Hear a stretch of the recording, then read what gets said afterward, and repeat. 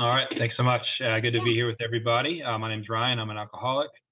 I was at Pavilion actually a year ago. Came April, actually the very end of March of 2022. So this Sunday actually would have been my third week, or finishing up my third week there. So for those of y'all that are there actively, wasn't that long ago. Definitely remember being right there. Currently live in Greensboro, North Carolina, divorced, have three daughters, 8, 6, and 4, who I will not show a picture of, although they are absolutely gorgeous. And currently been sober for 10 months, which you'll kind of hear some of the discrepancy in my timing there coming up.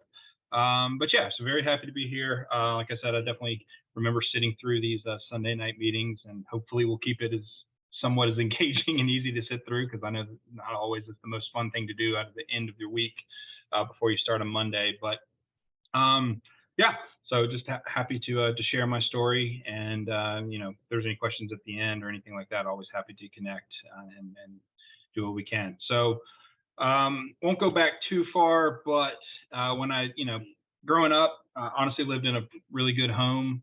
Both my parents were together. Very loving, supportive, just kind of your typical upper middle class kind of white family, younger brother. Really no complaints as far as my parents are concerned. There was no trauma or anything like that, thankfully. However, there was a lot of things that kind of, sins of our father that, I think that kind of affected me long term. My parents, again, very involved, very loving. Maybe a little too much in the sense of really, building me up. I was a good kid, decent at sports, pretty smart, outgoing, played music, really active in my church. Again, kind of on the surface, kind of had it all as far as a kid growing up, 8, 9, 10, all the way through high school. But I learned really, really early that if there are things going on that are hard, embarrassing, difficult, you kind of keep that swept under the rug. You don't really bring it out. Some very small examples, I got caught making out with a girl in a movie theater. My dad, sat me down and told, the problem with it was not that I was doing it, but that I got caught doing it. And since he was an elder at our church, that just didn't look good. And so again, little stupid things like that. But really just things that, I'm good because of the good things that I do, or the good things that I get seen doing, right? I was the good kid. My younger brother, he was the bad kid. I did all the right things, at least outwardly. He seemingly did all the wrong things. And I definitely benefited a lot from that, right? Had a lot more freedom, a lot more flexibility. My parents, again, always trusted me with things, and then constantly my brother was just getting constantly in trouble for different things, right? And so I learned really, really early on that outward appearance, and not explicitly, it's not like my parents were telling me this, but just kind of in my heart determined that outward appearance was everything. If you could hide or didn't show what was going on, not a big deal, as long as people didn't see what was happening, and you kind of did all the outward things, that was good. As it relates to alcoholism, I actually didn't drink at all growing up, and I was actually pretty obnoxious towards those who did. Kind of coming down on the people. In fact, a lot of my friends, again, grew up in church, were in the youth group, and there'd be many Friday nights where I'm like, oh, all my friends, they're busy or doing something. I would find out years later that that's when they would go drink, and they just wouldn't tell me, because they knew that I would be throwing the book at them and trying to make them feel bad about it. So they would just hide it from me. And so that's something I learned later. So again, kind of just ingrained in me that I am good because I do good things. And then also the flip side of that is, if people really knew me, they probably wouldn't like me. And that's really kind of a big part of my story. Kind of as I grew up and became older, and a lot of other things kind of drove a lot of my behavior later in life. So ended up, again, it was good, and was as popular as I wanted to be. Again, I was a good kid, so I didn't want to be the popular kid. I wanted just to have my group of friends and liked what I did. Parents loved me, and dated girls, and the girls' parents were more upset when I broke up with them than the girl was, because I was the good kid and felt safe. All those fun things, which, on paper, none of that adds up to me sitting here in front of you guys hey, I'm an alcoholic. But again, I think a lot of it was just this appearance is everything, and you can't tell anybody anything, right? Because if they knew what I did, if they knew what I was, they would not like me, and maybe in fact they would hate me. So any of the bad things I did, I always kept secret or hid. Was really good at kind of justifying, rationalizing, or talking my way out of a lot of things as well, right? And again, when you're 16 years old, not the end of the world, just kind of laid the groundwork for some pretty devastating behavior in the future. So I went, graduated, went to a private Christian school where I thought I was going to go into ministry and all these great things. Met my would-be wife when I was a sophomore. I was 19, she was 18. We dated through college. And in fact, my hatred towards alcohol continued even when she would drink. I would literally lecture her for hours. I kind of shiver even thinking about it, just the kind of person I was, about how just belligerent I was about, not drinking. So actually my first drink came just a few days before my 21st birthday. And I actually, and looking back, it's amazing just kind of how all these signs point to things. So I decided to drink alone. And the reason for that is I wanted to know how I would react before putting myself in front of other people. Again, right, outward appearance was everything. I didn't want to embarrass myself. So got drunk in my apartment in college. My roommate was gone. And I mean, I remember now, I loved it. It was great. So much to the fact that I kept drinking and got very, very sick, and happened to be vodka, and I didn't drink vodka for like 4 years after that because of that experience. So, I when I turned 21, it was my senior year. I would drink normal college stuff. Nothing super crazy at that point in time outside of kind of your normal college experience. Again, I didn't want to be known as a heavy drinker. I didn't like that reputation. I certainly didn't want to continue that, especially all of the the crap I gave everyone around me for drinking early and all those other things, right? I didn't want to be a hypocrite. So I tried to keep it as much as in check as I could. I also thought, well, I'm going to drink good stuff, right? I'm not going to go out and just get trashed on cheap beer or cheap liquor. I always drank craft beer, good liquor, what I would consider, responsibly for the most part. However, every once in a while, when given the chance to drink more, I would in secret, right? Either sneak a few before or after. And again, if no one saw me, I handled it pretty well. So no one really knew, so I could get a good buzz going and then just kind of get through the night or whatever, and while having 1 or 2 drinks out with people, and then secretly be drinking more. And again, I never really thought I had a problem, right? Even through, and I'll get into it a little bit, even into getting married and graduating and career. I never really thought I had a problem, but looking back now through clarity and sobriety, it's amazing how many of the signs were there, really even early on, right? I mean, I don't think I became an alcoholic right away. I'm sure. I know when I was there at Pavillon, they talked about, different types of alcoholics. Some that first drink, it's kind of, that was it. Others, they kind of grow into it. I think I fall more into the I grew into it. But looking back, there's a lot of my drinking habits that were very, very concerning, even though I wasn't doing it often, or maybe not in excess at that point in time. So anyway, so graduate college, same story, right? I mean, I was kind of a star student, did all the right things, was popular at school, was able to be a leader in a lot of different organizations, really felt like I had my life together and was on a good path. So graduated a year later. My soon-to-be wife graduated. We got married young. I was 22. She was 21. And honestly, that was kind of the thing to do, right? We went to a small Christian college. If you're seriously dating somebody your senior year, the expectation was you kind of get married. So didn't really have a reason not to, which in retrospect is not a good reason to get married, by the way. But that's what happened. So we got married young. We waited to have kids because, again, we were kind of trying to figure out how we were as a married couple, how we were as adults. Trying to just kind of figure out this whole thing outside of college, because that's all we had known. Spoiler alert, we never really quite figured that out. Like I mentioned at the beginning, I am divorced now. But still, again, on paper, I kind of had it made, right? I started working. It took me a couple years to get into a career. But once I did, got into technology sales, which I'm still in today. Honestly, it's been a great career for me, and got into it very young and was pretty successful very young.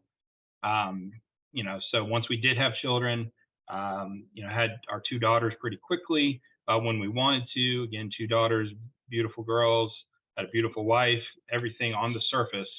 Had a nice house, all of these things, all on the surface, everything was going just great, right?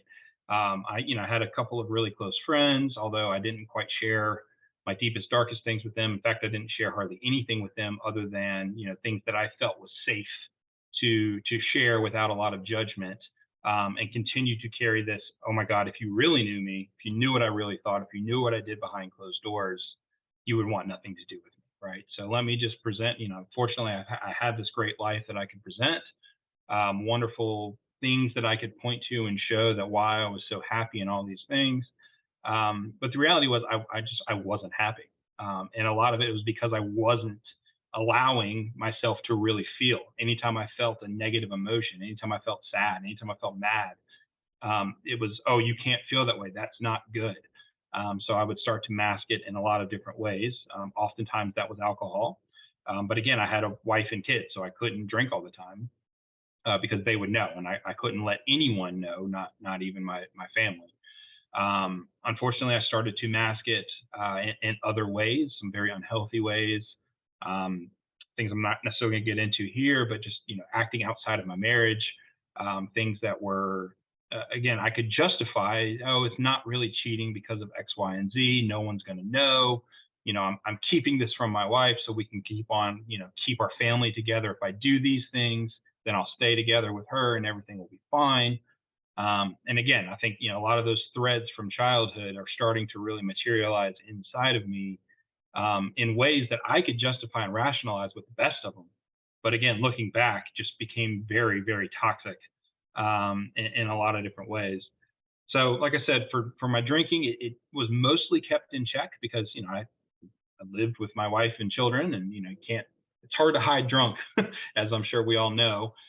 So, however, when I got the opportunity, I definitely would drink. If my wife was out of town, if I, if I was going out of town with friends or things like that, I would pack liquor in my bag, hide it from them. But just any opportunity that I could drink, I started to. Still never really thought I had a problem because it was few and far between, right? But looking back again, just about every opportunity I had to drink, I started to. I began hiding bottles in our house, which again is a telltale sign. I just thought, well, my wife doesn't like me drinking. She only drank, she would only have a glass of wine or two at most.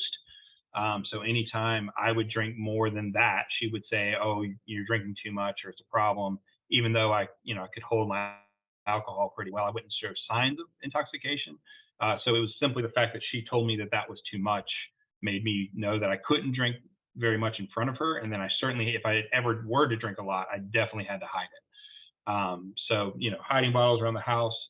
She would go to bed pretty early. We had a basement, so I'd go down in the basement where I could hide all sorts of things, and drink down there, and then, try to brush my teeth really good and all those things before I went to bed so she would never know. She did catch me a few times. And again, unfortunately, I was good at lying. I was good at manipulating, and I was able to kind of keep my secret, admit what I had to, where I had to, kind of, say the right words, do the right things for a little bit, and then pretty much fall right back into the habits that I wanted to do selfishly. So yeah, again, all the signs were there. A lot of different acting out in a lot of different ways, a lot of addictive character traits, a lot of defaults really coming to the surface. And again, that I justified was, again, if no one knows, if no one can know exactly what I'm doing, I'll be fine. And so that continued for a while, till my early 30s. My marriage at that point was really falling apart. We were both good Christian people, so divorce wasn't on the table. We tried to do some counseling, we tried some therapy, we tried some different things. And really none of it stuck. It would be good for a little bit. And then again, we all just kind of kept that surface relationship where really by this point in time, we were great co-parents and good roommates. And that was pretty much it. So, any opportunity I had to kind of do my own thing in secret, I definitely would. I took a job where I work remote and had to travel some. And so, of course, when I traveled, I was out of town. That allowed me the freedom to do anything I wanted, but still had to, my wife started to have suspicion, start asking questions, both about my drinking and some of my infidelity and things around that. She could never really pinpoint it. So I always felt like, well, she doesn't really know. And again, if I ever tell her, I have to keep lying for her sake, right? It was a lie I told myself that I can never tell anyone because if they found out, I would cause so much harm. Never thought, hey, maybe I should get help and stop doing these things. But in my mind, it's, as long as I can keep it a secret, as long as no one finds out, no one will get hurt. What I'm doing in private is my business and it'll be fine. So then a couple years later, we find out that we're pregnant with our third, another girl, and total shock to me. My wife called me. I was working at my office downtown and I literally dropped the phone. It was completely unplanned, unexpected. We had said we were only going to have two. That was our plan. Never wanted 3 kids. Not to mention all of the other things I was doing. The depression was starting to set in, all sorts of things. And that really kind of sent me into one of my lower points in my life, just from an emotional perspective of, I can't have 3 kids. I don't want 3 kids. I don't know how this is going to work.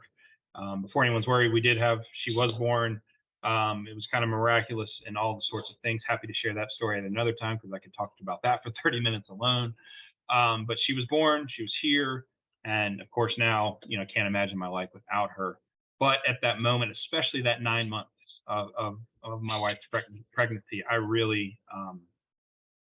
really, really struggling. I was working remote, but I was renting an office downtown, would basically go across the street to a restaurant and drink the highest gravity beer I could find, have 3 or 4 of those at lunch, go back, work, and then make sure that by the time I got home, I didn't reek of alcohol. Of course, there was actually a tap at the place I was working. It was free beer, so I would just tell my wife, "Oh yeah, I had a beer before I left." Not to mention the other 6 that I had before that. And so really just started to kind of really come to a head, right? That armor started to crack, right? 30 plus years of all this lying, hiding, and manipulating. I really wasn't as good at hiding it anymore, right? So my wife would catch me drinking a lot more. She never flat out caught me in any of my infidelity, but she had her suspicions. Her intuition really kicked in until my youngest daughter's first birthday, July 2020. My wife found some indisputable evidence about some of my infidelity, and I finally came clean about that. And because of that, because of the ongoing suspicion, because of the ongoing lying, because again, she's caught me in lying about drinking without me admitting I had a problem. We separated and filed for divorce pretty quickly after she found out.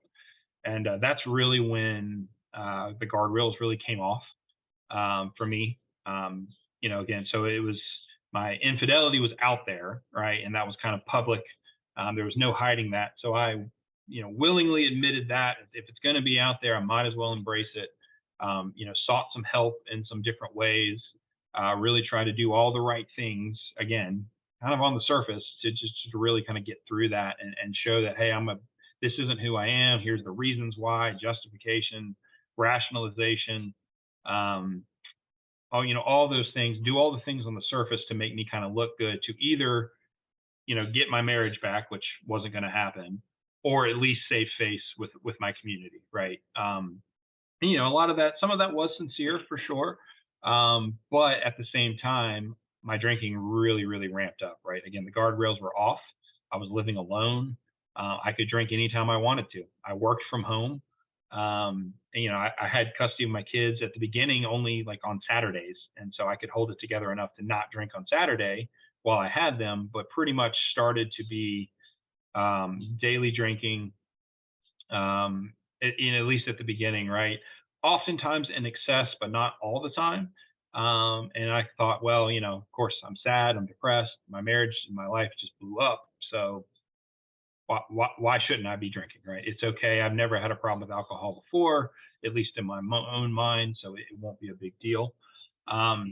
my wife at the time, we still shared a bank account, and she saw some of my alcohol spending during that time. So I had to continue to lie about that, right? Because she could, even though even though she wasn't here living with me anymore, she could still see how much I was spending, would raise concerns about it. So I started to just, get cash out, all these different things. Again, just ways that I could hide and do what I want to do without anyone knowing.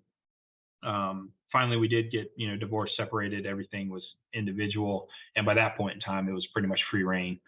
About a year after that separation, once the divorce went through, all that is really when the drinking became really bad. Daily drinking, day drinking, drinking while I was working. I'm in sales, so I give pitches like, I'm on Zoom calls all the time, very similar to this. And I kind of knew where my limits were and knew how much I could drink, and I drank just to that amount so I could function. And then once work was over, then it was all, if I didn't have to go anywhere, and it didn't have to do anything at night, I was definitely drinking. At that point, it was enough to kind of keep the edge off, but that slowly ramped up to, I wasn't able to sleep at night and all these different things. And so the only way I was actually able to sleep was to drink so much that I just passed out. And that was kind of my nightly routine there, really through 2021. That was my first time that I started to show some withdrawal symptoms. I remember, waking up the next day and a couple hours later, my hands shaking really bad and thinking, oh my God, what is this? And is this permanent? Started Googling some things, being my own doctor, which was a terrible idea. And, even though it's having those signs of withdrawal, still thought, well, I can stop anytime I want to. Once my life turns back around a little bit, I'll get it back in check and, it'll be fine. All the while, no one knew what I was doing, right? All of my drinking was done at home in private. I would drink socially, have 2 or 3 out with friends. But, all my friends all drank responsibly, and, I would have stuck out very, very quickly. People would have definitely known what I was doing. So, I would maybe have a couple before I left the house, and then, have a couple of drinks at dinner or out with friends. And then as soon as I got home, it was basically tipping up at first started with pouring the bourbon into a glass, and then eventually led to just straight out of the bottle. And by the end of 2021, I really was drinking an absurd amount. I could not sleep without it. And in fact, I would wake up in the middle of the night. The only way I could fall back asleep was to go drink more. I would wake up in the morning, and if I didn't have a busy morning with work, would drink right first thing in the morning. Would try to schedule my day, so I would try to cram everything into the early afternoon and then be done because again, I just couldn't live with myself if I was sober. I had to have a drink in me. By that point in time, I had to switch to vodka because my bourbon habit became too expensive, and it was really, really messing up my stomach, the amount of alcohol I was drinking and the amount of bourbon I was drinking. So I had to switch to vodka, which I don't like at all. Never liked the taste of it. Still don't like the taste of it. Didn't like the taste of it then. But I could just chug it straight from the bottle, and it would get the job done. By that time, I was having 3 to 6 big handles a week, and I would spread it out. I knew that if I drank more than 2 in a 24-hour period, I would get sick. I would throw up. I couldn't have any more than the withdrawals really sit in. So I tried my best to spread it out, but I was also blacking out every single time. So there would be times, I'd wake up in the middle of the night, man, I got to have a drink. And I'd go to the cabinet, and the bottle that I thought had half of it left would be empty, right? And I had no recollection of how much I was drinking. So again, 3 to 6 handles a week, blacking out every single time. The only days or only times I wouldn't drink when my stomach would literally just say, we can't take any more. I'd throw up immediately. And then I knew I was in for a hellish 24 hours because my withdrawals would be so bad. Hands just violently shaking, profusely sweating, even when it's freezing cold. I would vomit 30, 40 times in a 12-hour span, literally a sip of water, I would throw up. Obviously this became hard to hide. And I came up with lies to people. My parents, when they came to visit, would notice my hands, and I would just say, oh, it's stress, or I'm not sleeping well. try to come up with any excuse to hide what I was doing. But by this point, I was definitely not only using alcohol to suppress emotional and depression, but I was also physically dependent on it. I could not survive without drinking. And in fact, I would, if I was going to go out, I would drink, I don't know, probably 4 or 5 shots beforehand just to level me out so that my hands wouldn't shake, so that I wouldn't be sweating. And again, kind of keep it together. And miraculously, I somehow did. Not a lot of people knew what was going on. I think some people had some suspicions and some different things, but again, I was really good at hiding it and keeping it. Miraculously, I did not drink when I was with my children because I knew if I did, I would lose custody of them immediately. Now, I was not great because I was either very hungover or withdrawing heavily. So, the times I spent with them were miserable because I was having to go hide to go throw up in the bathroom. My oldest daughter would notice my hand shaking, ask me questions about it. And I'd come up with the excuse that I could to try to keep that from going on. By this point in time, I think I finally came to a realization, at least to myself, you know what, maybe I have a problem. And it was only maybe, and it was only to myself when I was 3 a.m. puking in front of the toilet for the 50th time that day. I think I finally, sometime the end of 2021 realized, I might have a problem and maybe I should cut back. And I would try, it's okay. I'm not going to drink today because, if I cannot drink today, then I'll be all right. I don't know that I ever made it. I'd sometimes make it to 8:50 that night, but then knowing the liquor store is going to close in 10 minutes, would rush there. Did all of the fun things of rotating liquor stores because I didn't want the guy at the counter to know how much I was drinking. I was afraid they would know me. Of course, they didn't care at all. Again, doing all the classic signs, waking up in random places in my house, not knowing things. I would start blacking out at work. One of the worst times I thought I was definitely missing meetings because I would be passed out during the day. One meeting that I thought I missed, I made up an excuse, emailed my customer, and he emailed me back very confused because apparently we had a very good, productive conversation where in fact he signed up for some more service through me that I had no recollection of. And so again, my blackouts were really bad. And again, I became so dependent on alcohol that I was not able to physically function without it. But then when I did have it, I also drank so much in excess that I wasn't able to function either. So one morning after probably a good strong week of binging, I woke up and said, you know what, I'm done. I need to get sober. And so I knew some people in AA through some of the other things I had gone through in my recovery, but in just kind of some of the help that I've sought elsewhere. And so called a guy who I knew some people in AA, told me to go to a meeting. And I went to a meeting, and the whole time sweating profusely, hands shaking. I left the meeting twice to go throw up. The chair looked at me and said, I think we need to get you some help. And I was like, nah, I'm good. While I'm sure he looked at me and he knew exactly what was going on, but you can only help yourself. And that night, I was sick as a dog because I'd gone 24 hours without drinking for the first time, and I was miserable. So I was going to AA for the first few days, but I never told anyone how much I was drinking. I just said, I got a problem and I need to get it in check. Because of that, my withdrawal symptoms got very dangerous. I actually started hallucinating, audio hallucinations first. I would think my kids were in the house talking to me when they weren't. My dreams started to become very lucid. I actually wasn't sure when I was dreaming and when I was awake and hallucinating.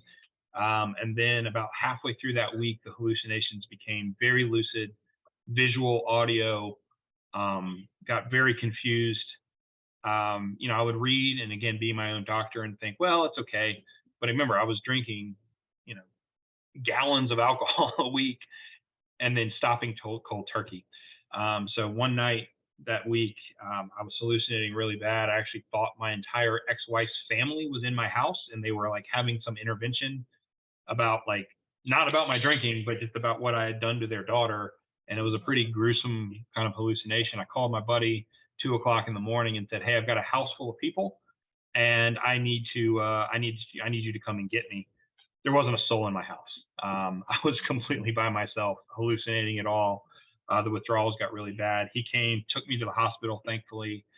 And I don't actually remember that hospital stay at all. They loaded me up, but the only thing I do know is my parents drove in 4 hours to come be with me. My mom asked I was in urgent care. I was in the ER. I was in critical care for 24 hours. I just remember my mom asking the doctor, how bad is it? And they said on a scale of, 1 to 10, 10 being close to death, I was at 8 or 9 from my withdrawal. So you would think that's when I showed up at Pavillon and got my life together. But unfortunately, didn't take too long. But that whole weekend, my parents were begging me to go get help, begging me to go to a rehab center. There's a local one here in town. That's great. I talked to their admissions counselors a few times and said, you know what, I've got this. This was a scary enough thing for me. I'll be all right. By the end of that weekend, my parents left on a Monday morning. By 3 o'clock that afternoon, I had gone back to the liquor store, decided I couldn't handle it. Woke up again in the hospital. One of my friends who knew I was going through some stuff came and checked on me, found me passed out, incapacitated at home, called the ambulance, took me in, and I woke up with I don't remember what my blood alcohol content was, but it was some ridiculous amount. Unhealthy, should have died again. That was finally the realization that, okay, I've been to the hospital twice in 5 days to alcohol, almost died twice in 5 days. Okay, it's time for me to get some help. My parents actually did the research and said, we really think you should go to Pavillon. I called Pavillon and said, at that point in time, I was done. I was ready to surrender and said, whatever it takes, I'm willing to do. So actually reserved my spot at Pavillon while I was still in the hospital. I wanted to see my kids before I went. So it took me a couple of days to get there. But once I got there, I was really defeated and just was there saying, okay, the only thing I'm going to do, there is surrender. I'm going to surrender to my higher power, who to me is God, and I'm going to surrender to this program, whatever it takes. And thankfully, that attitude really is what kept me there, kept me sober, and really kept me working the program while I was there. If I'm going to be here, if I'm going to be away from my kids for 6 weeks, I'm going to have to do all these things. I might as well embrace it. And some days were harder than others. I'm sure you guys still have to do your kind of daily, I can't remember the acronym for it now, but how you're feeling emotionally, physically, that whole thing, write a little blurb. And I actually went back and read through some of it, and some days were great. Other days were absolutely horrible. But the difference was I was being honest for the first time. I was being honest with myself. I was being honest with my peers and patients there at Pavillon. I was being honest with my counselor. And that's really what I think realized, not to mention my life had become completely unmanageable, right? I didn't want to die. I didn't want to lose custody of my kids. I wanted to keep the career that I had, all of these things. And the only way because I had tried to do it myself forever. My entire life is, I can do it. I know what I'm capable of this. Anytime I want to stop, I can. And at that point in time, I realized I could not. So Pavillon was great. I know everyone says this, but honestly, best decision I've ever made in my life. Honestly, a decision that was kind of made for me. But looking back at it now, I would not be sitting here in front of anyone had I not gone and been there and really embraced the program too, right? Sitting there for 6 weeks doesn't do anything. Really embracing the program and coming back is what made the difference. So spent the 6 weeks there. When I got out, actually before I got out, one of my phone calls to my kids, my ex-wife jumped on the phone and wanted to let me know that there would be some revised custody. That really, really rocked me, like 3 days before I left. And unfortunately, I fell back. I was able to share with the group and the guys on the hall and talk a little bit about it. But I didn't really lean into it, right? It was my first kind of real challenge outside of the bubble of Pavillon, and I got to experience it before I even left. And unfortunately, I didn't really embrace it fully. But basically that my custody would be reduced. I wouldn't have overnights with my children for several months until I could prove it. My ex-wife was requiring me to have a breathalyzer, a daily monitoring system, which I actually highly recommend, but it was a program that her attorney recommended, not one from Pavillon.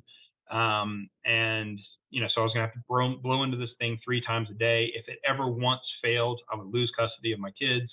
It would be months before I was able to see them without supervised visits, all these sorts of things. So that's what I got to come back to, which was pretty jarring for me, right? I did my 6 weeks. I was clean and sober, was ready to kind of tackle, and then was hit with just a ton of bricks right as I got home. And that was really hard, right? And I had a couple other things. And so in fact, I said I've been sober 10 months, but I was at Pavillon 12 months ago, right? So I did have a couple of relapses, honestly, right pretty quickly when I got back.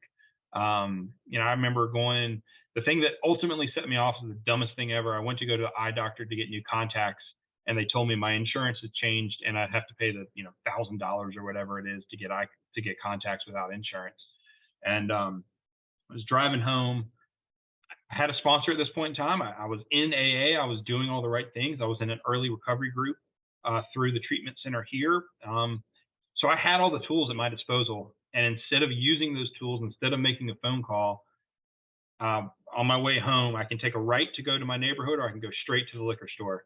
And I was sitting at that light, knowing all the things I should do. I should call my sponsor. I should call a friend in the program.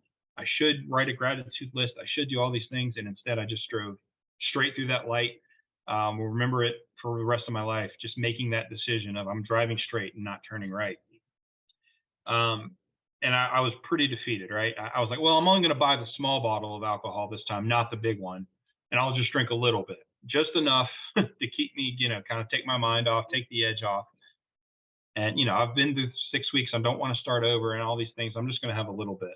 Well, the next thing I know, the bottle's gone. I'm passed out, and it's the next morning.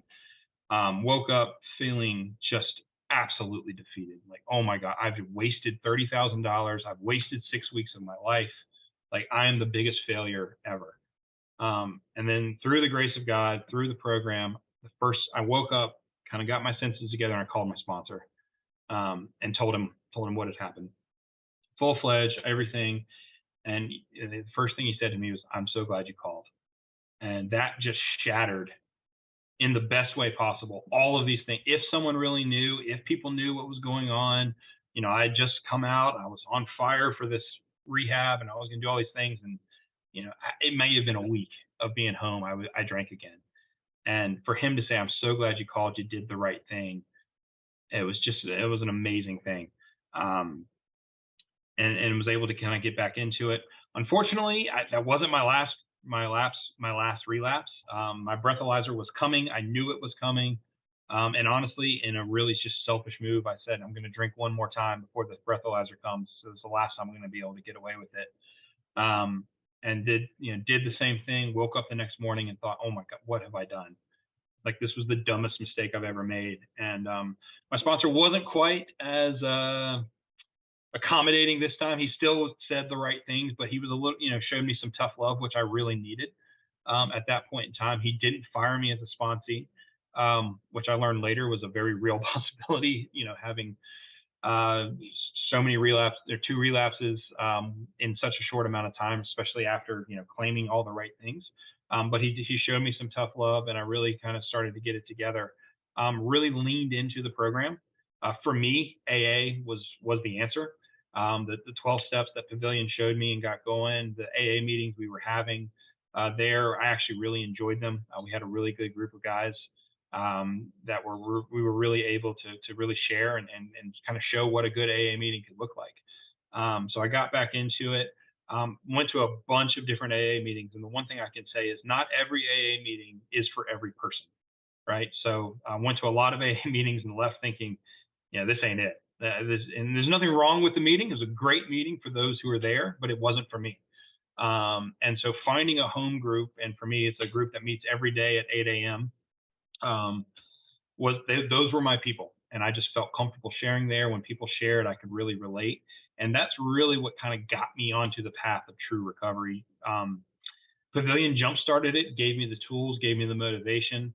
My relapse, honestly, is as a shameful part of my story that it really is a very important part of my story. I don't think without those relapses, I really realized the depths of how ingrained alcohol is to me.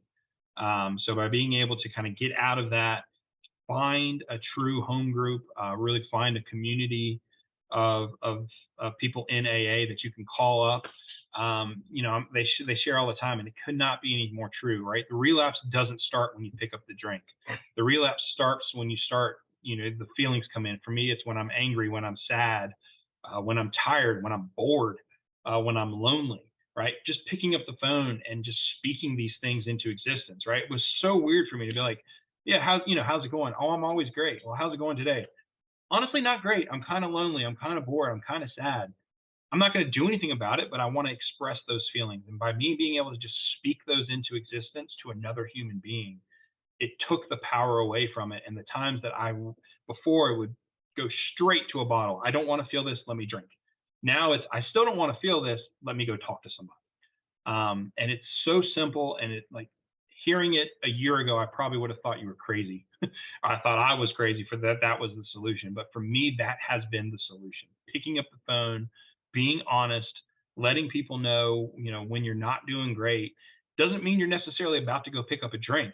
But if I keep those feelings reserved, or I keep them inside, I know for me, it will lead to a drink.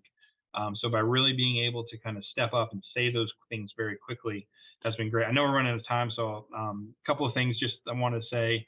The promises have been great for me, especially starting with, the fact that sometimes these come quickly, sometimes these come slowly. Not all of them have come true for me by any means, but a lot of them have. Things about, situations that were baffling to us are now intuitive. Not everything, but I mean, interactions with my ex-wife, right? Things that were very contentious, that we would struggle with and wrestle with as, trying to co-parent, now come a lot easier. And I think a lot of it is I'm not as much of an asshole. That helps a lot. But a lot of that is because of the program, right? Being able to look to my higher power, being able to use the program to share my thoughts, my feelings, those sorts of things, all have been great. Slowly but surely. And then my favorite thing, and the two things I live by today, one day at a time, is the only way that I continue to wake up every day. This idea of the big thing for me when I got out is, oh my God, I'm never going to have a drink again. How is that possible? Oh my God, I'm going to go to an AA meeting for the rest of my life.